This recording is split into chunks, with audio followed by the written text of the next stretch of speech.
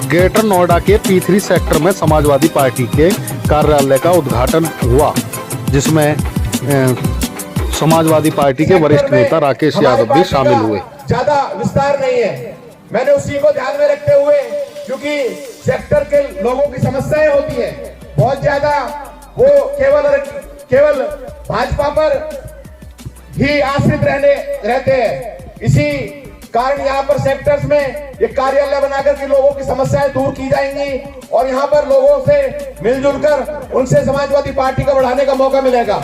इसी पर्पज से यहाँ समाजवादी पार्टी का ऑफिस खोला गया है, जिसका आज तक ऐसा होता आया है कि गौतम बुद्ध नगर में समाजवादी पार्टी का कोई खाता नहीं खुला है, लेकिन आदरणीय मंत्री जी, मैं आपको आश्वस्त कर देना चाहता हूं, हर बूथ में पार्टी मजबूत है और पार्टी जीतने की स्थिति में दोनों विधानसभा मेरे अंडर में आती है, दोनों विधानसभा जीतने की हम कगार पर है और हम उम्मीद करते हैं हम इस बार गौतम बुद्ध नगर से समाजवादी पार्टी को जीत दिलाएंगे। एक बात और बता दें, बहुत युवा साथी सामने बैठे हुए हैं, बहुत कुछ हमारा इस बीजेपी सरकार ने बिगाड़ दिया है। ये लोग कहते हैं हिंदू मुस्लिम खतरे में है, मैं कहता हूं ना हिंदू खतरे में है ना मुस्लिम खतरे में है, आप लोगों का जीवन जो अंधकार में है और वो खतरे में है। लोगों का रोजगार खतरे में है, जो रोजगार खतरे में है, बिजली विभाग खतरे में है, बैंक खतरे में है, रोजगार खतरे में है, शिक्षा खतरे में है। ज्यादा ना बात कहते हुए मैं अपनी बात को विराम देता हूं और जो लोग सारे सामने बैठे हुए हैं और जो है पार्टी के नेतागण आए हुए हैं, सबसे रिक्वेस्ट करना चाहता हूं, हम पे किसी भी दिन आचार संहिता लग सकती है और किसी भी दिन ये आदेश हो सकता है कि चुनाव की तारीख ये घोषित हो चुकी है। हर कार्यकर्ता को अपने बूथ में मजबूत होना है और जिस कार्यकर्ता ने बूथ जिता दिया वही बहुत बड़ा कार्यकर्ता होगा। ऐसा नहीं है कि अपने बूथ को आप लोग देखो नहीं और आप प्रदेश की राजनीति करो। आप लोगों से रिक्वेस्ट है, बूथ में काम करो। बहुत आदर के साथ सभी लोग यहाँ पर आए, सबका धन्यवाद। सुधीर भाई का बहुत बहुत। सरकार और प्रदेश की सरकार किसान को इंसान मानने के लिए तैयार नहीं है। अगर इंसान मानने के लिए तैयार होती तो इस प्रदेश के किसान और देश के किसान बॉर्डर पर धरना पर बैठे थे, सारे बॉर्डरों पर धरना पर बैठे थे, लेकिन हजारों किसान शहीद हो गए। इस प्रदेश की सरकार ने और देश की सरकार ने किसी नुमाइंदे ने एक शब्द उनके संवेदना के लिए नहीं बोला, ये सारे लोग जानते हो। इसके बावजूद समाजवादी पार्टी आपके जो किसानों का आंदोलन हुआ और किसानों के साथ बराबर कंधे से कंधा मिलाकर चलती रही और उनके सब कार्यक्रमों में समाजवादी साथियों ने सहयोग किया। ये भारतीय जनता पार्टी कर रही है। इनके कोई भी इनके एजेंडा में विकास नाम नहीं है, इनके एजेंडा में नौकरी नहीं है, इनके एजेंडा में व्यापारियों का उत्थान कैसे हो, बच्चे कैसे पढ़े, महिलाएं कैसे सम्मान मिले, इनके एजेंडे में ये नहीं है।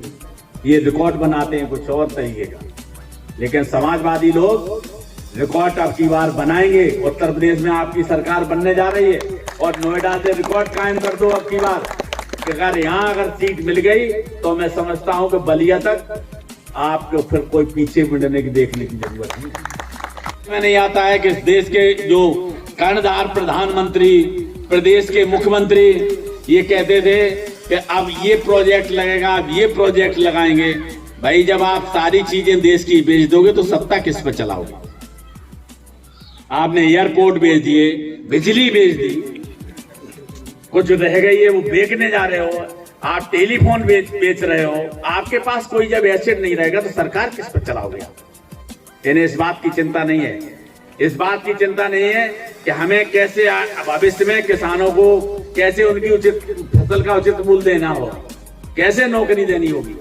इन्हें इस बात की चिंता है कि इन प्रकार से किसी तरीके से सत्ता पे काबिज हुआ जाए और सत्ता पे काबिज होने के लिए वो कुछ भी काम कर सकते हैं, किसी भी तरीके की प्रोपेगेंडा फैला सकते हैं, कुछ भी कार्यक्रम चला सकते हैं और वही प्रयास इस समय भारतीय जनता पार्टी के लोग कर रहे हैं। आपने देखा पिछले 15-20 दिन से जिस देखा कि समाजवादी पार्टी की रैलियों में, कार्यक्रमों में अपार जनसमूह उमड़ रहा है, तो ये भयभीत हो रहे हैं, ये डर गए हैं। इसीलिए इन्होंने राशन की वो खोला और गैस पे सब्सिडी दी और तमाम लोगों को टेलीफोन पे संपर्क कर रहे हैं कि आप भारतीय जनता पार्टी में आ जाइए, आपको जो पद चाहिए मैं दूंगा। इन्होंने इतने पद बांट दिए हैं। मैं समझता हूं कि समाजवादी पार्टी नीतिगत तरीके से पद और बांट रही है और उनका जो मैनिफेस्टो है, पार्टी का जो मैनिफेस्टो, उसी हिसाब से सबों को पदों का वितरण किया गया है। लेकिन ये जहां देखा उसी को पद दे दिया। आइए आपका अध्यक्ष जी,